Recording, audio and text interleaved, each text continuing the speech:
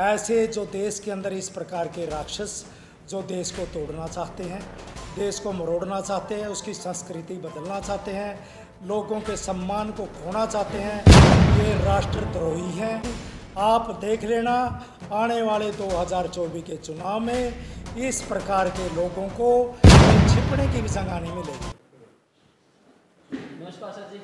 नमस्कार जी, नमस्कार जी। एक बड़ा जो सोशल मीडिया पे वायरल हो रहा है, जो अपने तमिलनाडु के मुख्यमंत्री है मुकेश स्टालिन, उनके बेटे उदयनिधि स्टालिन ने एक बयान दिया है कि जो अपना सनातन धर्म है कि ये एक बीमारी है, और फिर जो राष्ट्रीय अध्यक्ष हैं कांग्रेस के खड़गड़े, उनके बेटे ने कहा है कि ये एड्स की तरह है सनातन धर्म। आप कैसे देखते हैं इस बयान को? पत्रकार महोदय, पहले तो मैं आपके सभी जो चैनल वाले आप आए हैं, आपका स्वागत करता हूं और इस जनता को नमस्कार करता हूं, और आपको बताना चाहता हूं कि ये जो इससे भद्दा और गिरा हुआ बयान शायद स्टालिन के जो पुत्र ने दिया है, हो नहीं सकता। ये राष्ट्र के विरुद्ध है, समाज के विरुद्ध है, आम जनता के विरुद्ध है। उन्होंने तो सतयुग से जो भारतवर्ष चला आ रहा है, जिसकी संस्कृति लाखों करोड़ों वर्षों जो वेदों पर आधारित जिसकी सारी संस्कृति है, उसको मिटाने का एक राक्षस प्रवृत्ति का काम किया है। ऐसे जो देश के अंदर इस प्रकार के राक्षस जो देश को तोड़ना चाहते हैं, देश को मरोड़ना चाहते हैं, उसकी संस्कृति बदलना चाहते हैं, लोगों के सम्मान को खोना चाहते हैं, ये राष्ट्रद्रोही हैं। राष्ट्रद्रोही और राष्ट्र को धोखा देने वाले लोग हैं। इनको राष्ट्र के अंदर, भारतवर्ष के अंदर रहने का कोई अधिकार नहीं है, और ऐसे लोगों को जनता माफ़ नहीं करेगी। आप देख लेना आने वाले 2024 के चुनाव में इस प्रकार के लोगों को कहीं छिपने की भी जगह नहीं मिलेगी, क्योंकि ये देश के इनके धर्म को और मर्यादा को, संस्कृत जो सनातन है, सनातन तो भविष्य भी था, वर्तमान भी और भूतकाल भी था, और जो आप हमेशा रहेगा। सनातन तो भारत भी उसी के बेस पे टिका हुआ है। सनातन क्या है? सनातन तो एक विचार है, धर्म नहीं है, वो एक विचार है। उस संस्कृति से ही भारत बना है। एक वो भौगोलिक परिस्थिति जो सनातन की है, उस परिस्थिति से ही भारतवर्ष का निर्माण हुआ है। भारतवर्ष के अंदर रहने वाला कोई भी व्यक्ति, किसी जाति, किसी धर्म का कोई हो, उसमें पहले वो भारतीय है, फिर उसकी जाति है, फिर धर्म है। एक भारतीय देश ऐसा है जो सबको एक्सेप्ट कर लेता है। आप पाकिस्तान के अंदर हिंदू रह के दिखाए ना, किस प्रकार कितना दुर्व्यवहार करते हैं, और आज हमारे भारतवर्ष के अंदर हम मुस्लिम भाइयों को कितने किसी प्रकार का भेदभाव नहीं करते, कितनी तवज्जो से, कितने गरूर से वो रह रहे हैं। आज वो उस राष्ट्र को भी तोड़ने की अगर कोई कोशिश करता है, वो देश का हितैषी नहीं हो सकता, और ना उसको बख्शेंगे ना उसको रहने देंगे। सर, आपके ही जो पार्टी के पूर्व सांसद हैं राजकुमार सैनी जी, उन्होंने जो उदयनिधि का जो बयान है या फिर खड़गड़े के बेटे का बयान है, उसको समर्थन दिया है, और समर्थन देते हुए उन्होंने जो जो डायलॉग दिया है, उन्होंने कहा है कि देश के जो राष्ट्रपति कोविंद नाथ थे, रामनाथ कोविंद, वो जब मंदिर में जाते हैं ब्रह्मा के, वहाँ उनको घुसने नहीं दिया जाता जाति धर्म के जो देखकर, तो वो उनको सही बता रहे हैं। पार्टी के पूर्व सांसद, अगर पत्रकार महोदय, वो हमारी पार्टी के पूर्व सांसद आप बता रहे हो ना, अगर वो इस लायक होते तो पार्टी के अंदर ही रहते। अगर वो संस्कृति को जानते, भारतीय जनता पार्टी के जो महत्व को जानते कि भी उसके अंदर उनका क्या अपेक्षा है, क्या वो चाहते हैं, संस्कृति क्या है। हम राष्ट्र को जोड़ने की बात करते हैं, तोड़ने की बात नहीं। राष्ट्रपति को तो फिर रोका गया था। कोई राष्ट्रपति को कभी रोका नहीं गया। उनके ये गलत कोई अफवाह फैलाने वाला, राष्ट्रपति तो देश का मालिक होता है, उसको रोकने वाला कि किसकी क्षमता है? राष्ट्रपति ही राष्ट्र का पति है, उसको रोकने वाला कौन हो सकता है? ये सब अफवाहजनक बातें हैं, और ऐसे लोगों की बातों पे ध्यान देना भी ना चाहिए। ये राष्ट्र को तोड़ने की जो बात करने वाले राष्ट्र के हितैषी कभी नहीं हो सकते।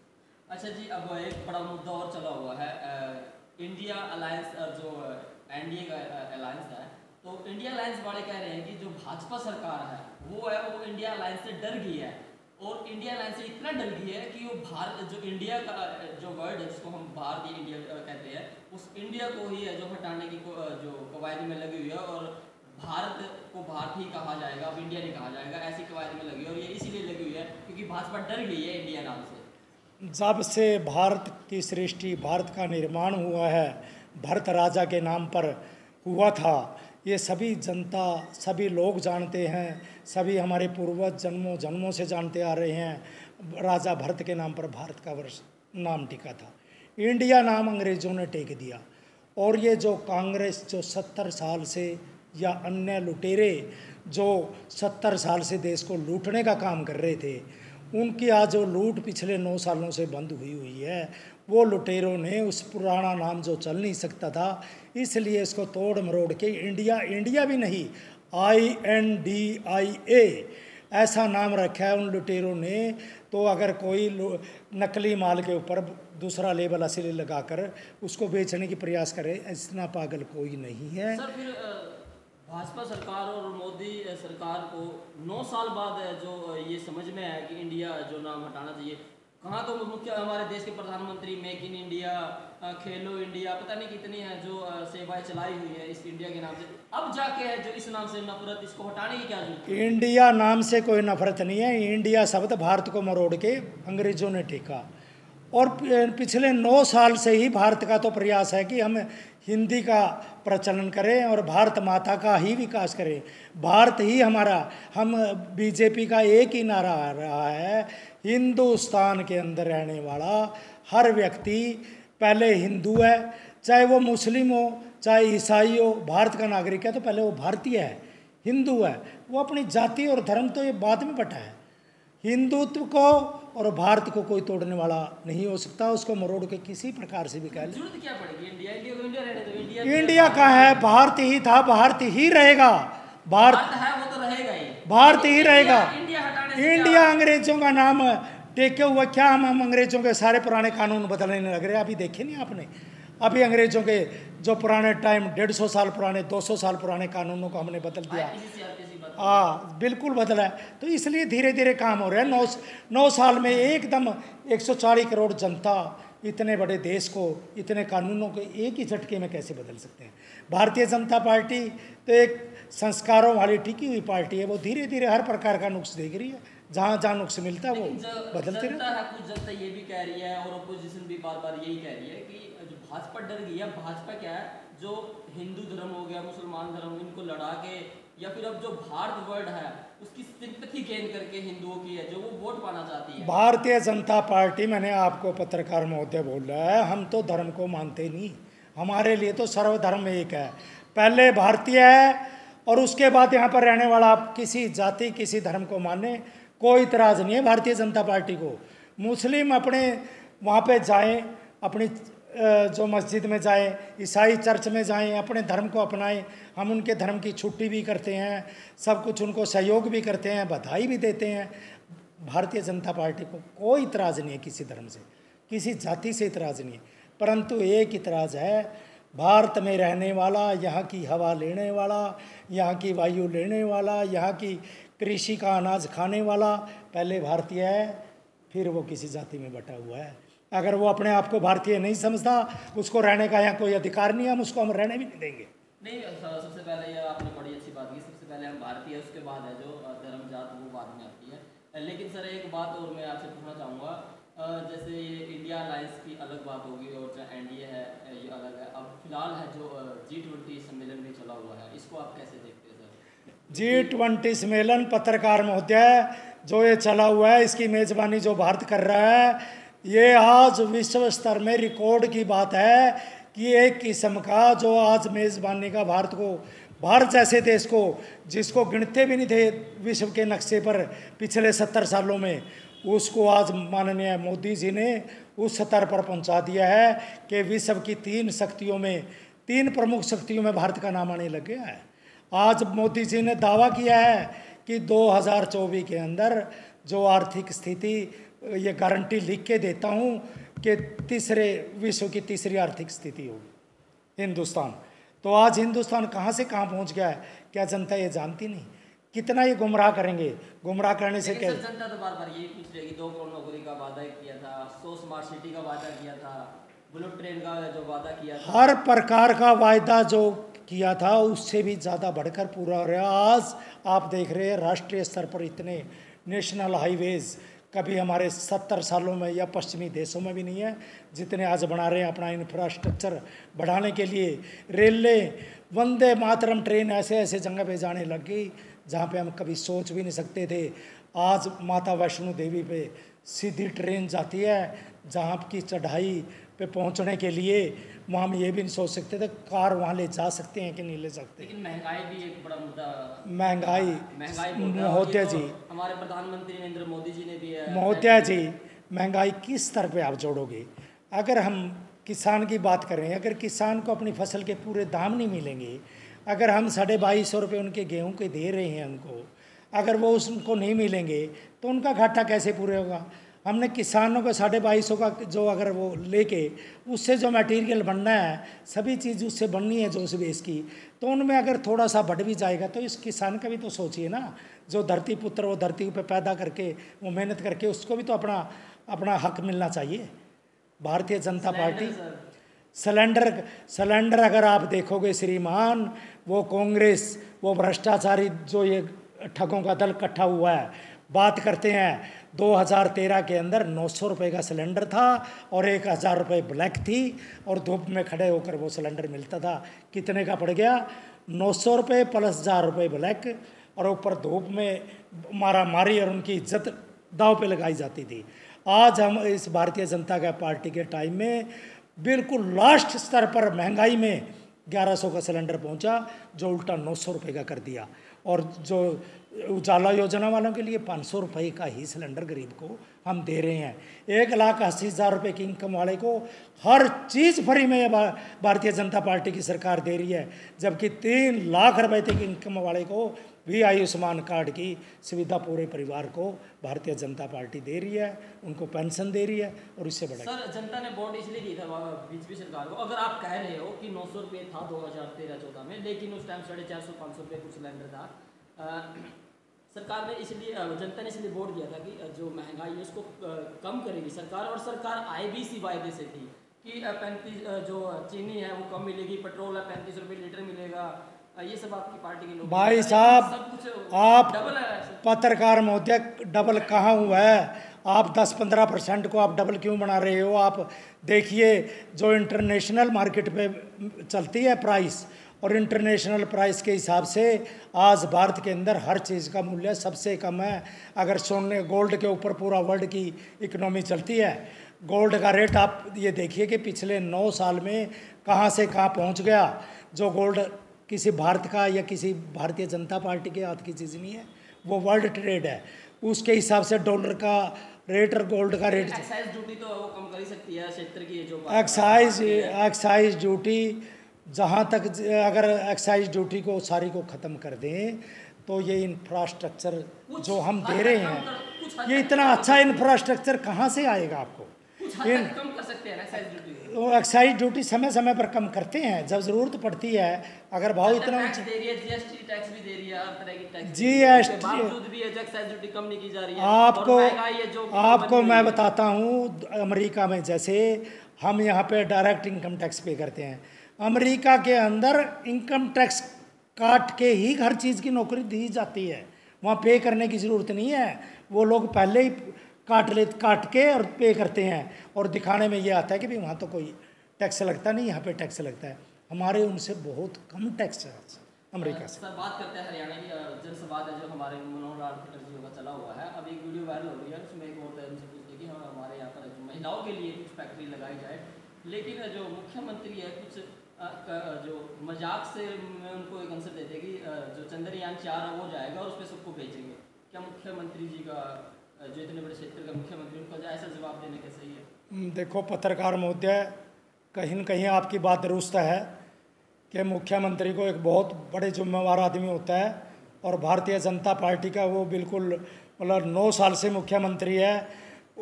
उनको कोई भी बात, भारतीय जनता पार्टी तो ये सोच ही नहीं सकती ऊपर का नेतृत्व कि भाई किसी के साथ मजाक के व्यंग में जनता से बात की जाए।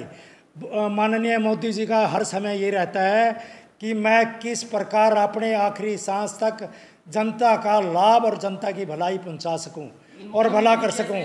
ये माननीय, अगर मुख्यमंत्री जी ऐसा कुछ बोलते हैं, उनकी अपनी समझ हो सकती है। भारतीय जनता पार्टी तो इस प्रकार का ना तो अलाउड करेगी, बाकी इस बात को नेतृत्व देखेगा और इस बात का नेतृत्व देखेगा और उनको समझाने का, अगर कहीं पे उन्होंने गलती की है, समझाने का भी प्रयास करेगा। परंतु भारतीय जनता पार्टी नीति जो थोपती है, ऐसी नीति थोपती है कि आखिरी बंदे तक जो कहीं पे सिफारिश लेके नहीं जा सकता उसको भी लाभ पहुँचे। परंतु अगर कहीं कार्यान्वयन करने में मुख्यमंत्री को अपनी कार्यशैली बदलनी चाहिए। अगर जब तक मुख्यमंत्री सख्त होकर और एक किस्म के इनके अधिकारियों पर सख्ती से काम नहीं करेंगे तो ये योजनाएं, जो बड़ी बड़ी योजनाएं भारतीय जनता पार्टी ने 153 योजनाएं तो माननीय प्रधानमंत्री जी न्योछावर कर चुके हैं जनता के लिए, जिससे हर वर्ग को फायदा होता है। अगर वो उनको ठीक से लागू तब नहीं हो पाती अगर ये हमारे अधिकारी उसमें ढील मड़ोल का काम करते हैं। इसके लिए मुख्यमंत्री को उनकी चाबी कसनी चाहिए। ये ज़रूरत है, बहुत ज़रूरत है इस बात की, मुख्यमंत्री को चाबी कसनी चाहिए। नहीं नेतृत्व को उनको सब कुछ पता लगता है, वो अपना फैसला लेंगे। अच्छा सर, बात करते हैं नरवाना क्षेत्र की। यहाँ के जो विधायक हैं रामकुमार सुरजवाला जी, जो जेजेपी के विधायक है, लेकिन आजकल वो जो बीजेपी की गोद में जो बैठे दिखाई दे रहे हैं, क्या लगता है कि आपकी बार आपकी पार्टी है? देखो, रामनिवास जी विधायक जजप्पा से बन के आए। जजप्पा भी वैसे हमारी सहयोगी पार्टी है, हमारे साथ जो मंत्रालय में है, मंत्रिमंडल में है। परंतु रामनिवास जी शायद उन जजप्पा वालों से रूठे हुए होंगे, बीजेपी के पास हमारे पास आते हैं। हमारी जब समर्थित पार्टी है तो हम उनको मना तो कर नहीं सकते। और जो भारतीय जनता पार्टी का तो एक ये नियम है, चाहे विपक्ष का भी विधायक आए, अगर वो विधायक लेके जाएगा काम तो किसी काम के लिए जनता के लिए ना नहीं है। अगर विधायक नहीं लेके जाएगा तो उसका तो सरकार के पास कोई उपाय। 2024 में आपकी तरफ से, आपकी पार्टी से इलेक्शन लड़ा जाएगा? भारतीय जनता पार्टी किसी को भी आश्वासन दे के नहीं चल सकती। जिनका हमारे पास नाम आएगा, मैं भारतीय जनता पार्टी का प्रदेश प्रवक्ता का होने के नाते आपको बता देता हूँ। माननीय अध्यक्ष ओम प्रकाश धनखड़ जी के पास, माननीय प्रभारी विपुल देव जी के पास, संगठन मंत्री के पास, ऊपरले नेतृत्व के पास जो टीम बनी हुई है, जिन जिन लोगों का पैनल में नाम आएगा उनका पूरा बायोडेटा हम चेक करने के बाद भारतीय जनता पार्टी तब टिकट देती है। ऐसा किसी टिकट के ऑफर नहीं है कि भी आज हमने इसको कंफर्म कर दिया कि टिकट होगी, ऐसा कोई कंफर्म नहीं। नरवाना का जो क्षेत्र आप यहाँ पर रहते हो, आप यहाँ पर घूमते फिरते हो, आप बिजनेस करते हो, विकास कैसा है नरवाना? देखो जी, अगर सच्चाई पूछो, सच्चाई ही पूछेंगे। भारतीय जनता पार्टी का यहाँ प्रतिनिधि डायरेक्ट नहीं है। डायरेक्ट प्रतिनिधि ना होने की वजह से काफ़ी लॉस हो रहा है। इसमें कोई सच्चाई की बात है? भारतीय जनता पार्टी की इतनी 153 माननीय स्कीमें, जो सीधी लाभ की स्कीमें हैं, हर वर्ग को लाभ मिल रहा है, माननीय प्रधानमंत्री जी ने लागू की हुई है, पोर्टल पे लागू है। परंतु उनको अमली जामा पहनाने का काम अगर हमारा भारतीय जनता पार्टी का विधायक सीधा प्रतिनिधि होता तो शायद मेरे हिसाब में कुछ नरवाना की फिदा कुछ और होती। परंतु विधायक जी को भी मैं यही सुझाव दूंगा, उनको सोचना चाहिए। कोई काम के लिए मना नहीं है, शहर की ओर भी ध्यान दे और गांव की ओर भी ध्यान दे। पानी भर जाता है, आप तो देखते हो, आपके यहाँ का तो इतना पानी भर जाता है 2 मिनट की। भारतीय जनता पार्टी के सरकार के पास या माननीय अध्यक्ष जी ओम प्रकाश धनखड़ जी आज ऐसे अध्यक्ष हैं जिन्होंने खुला हर टीवी पर, हर चैनल पर, हर प्लेटफार्म पर वो कहते हैं अगर कहीं भारतीय जनता पार्टी के लोगों को दुखी है या हमारी जनता दुखी है, वो मेरे पास आए। सरकार में काम करवाना मेरा काम है, भारतीय जनता पार्टी का काम है, हमारी सरकार है। परंतु ना तो लोग, पता नहीं विधायक जी या अन्य लोग या अपनी डिमांड रखने वाले जाएं पर अध्यक्ष जी के पास जाएं। मैं दावे से बात कराता हूं कि हर काम को बनेगा। कौन कहता है कि भी कोई काम नहीं बनेगा? तो विधायक जी या लोग नहीं, जनता क्यों नहीं जाती, इस बात को तो मैं पता नहीं। जनता का प्रतिनिधि तो जो विधायक कर रहे हैं, जनता का प्रतिनिधि विधायक को होता है, परंतु जनता भी तो गुमराह हो रही है ना, उनको समझ नहीं पड़ रही अभी हम विधायक के पास जाएं या कहाँ पे जाएं।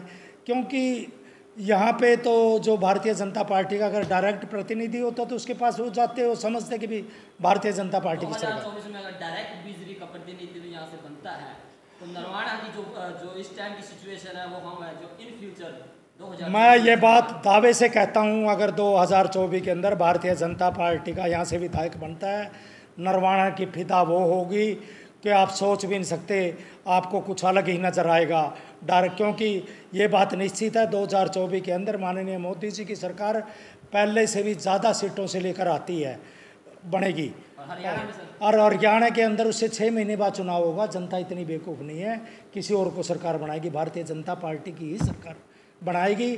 भारतीय जनता पार्टी का प्रतिनिधि अगर यहाँ से जीतता है तो नरवाना की फिदा बहुत अलग ही होगी। जो पिछले 20 सालों से मैं ये कहूँगा कि नरवाना कोई एक चीज़ होती थी, हस्ती होती थी, वो घटती जा रही है। आज नरवाना का कहीं नाम नहीं है।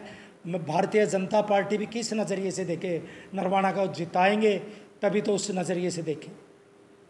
मतलब आपकी मेरे बातों पे ये महसूस किया है कि भारतीय जनता पार्टी चाहती है कि नरवाना का विकास हो, बट डायरेक्ट है जो यहाँ का प्रतिनिधित्व जो बीजेपी का नहीं है, लेकिन जो यहाँ के विधायक है वो उनको भी है जो मोस्ट बैकऑन कर रहे हैं कि आप आए विकास, लेकिन यहाँ का प्रतिनिधित्व है वो कमजोर है, वो नहीं है जो विकास करा। देखो इस बारे में तो मैं नहीं कह सकता, विधायक जी अपने खुद वो जानते हैं, परंतु भारतीय जनता पार्टी किसी चीज़ के लिए मना नहीं करेंगे।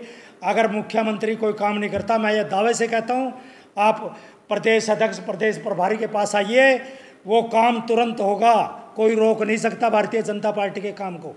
अगर उसके पास आएगा तो मैं मुख्यमंत्री का तो सरकार के मालिक हैं, वो तो अपनी कलम से सब कुछ कर सकते हैं, अगर वो नहीं करते तो इसके लिए संगठन भी तैयार है। धन्यवाद। जय हिंद, जय भारत।